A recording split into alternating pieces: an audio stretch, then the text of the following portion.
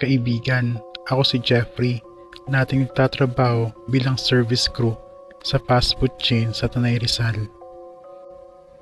Gusto kong ibahagi ang aking kwento.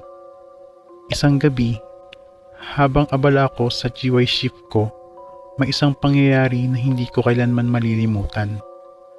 3:00 na ng madaling araw, patay na ang karamihan sa ilaw sa dining area at tahimik ang paligid maliban sa tunog ng fryer at soft drink machine.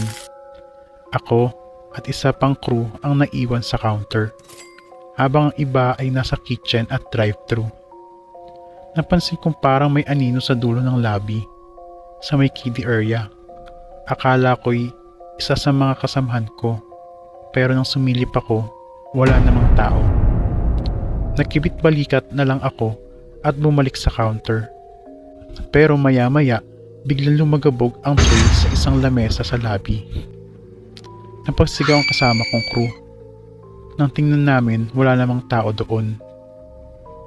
Nanginginig akong lumapit para ayusin ang tray. Pero sa mismong sandali na iyon, may narinig kaming mahina at malamig na boses na bumulong. Hindi kayo nag-iisa. Para akong binuhusan ng malamig na tubig. Nagkatinginan kami ng kasama ko at sabay na tumakbo papunta sa kitchen. Kinuwento namin ito sa mga kasamahan namin at doon namin nalaman na hindi lang pala kami ang naka-experience ng ganito.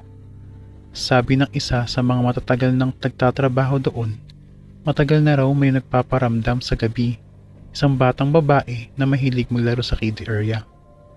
Kahit wala namang bata roon, minsan daw may naririnig silang mahina at malamig na pagtawa. Lalo na kapag madaling araw. Mula noon, tuwing GY shift, iniiwasan ko ng dumaan sa kiddie area ng mag-isa. Sa mga fast food, hindi lang crew at customer ang nandyan. Minsan, may kasama tayong hindi nakikita. Ingat ka palagi lalo na sa gabi.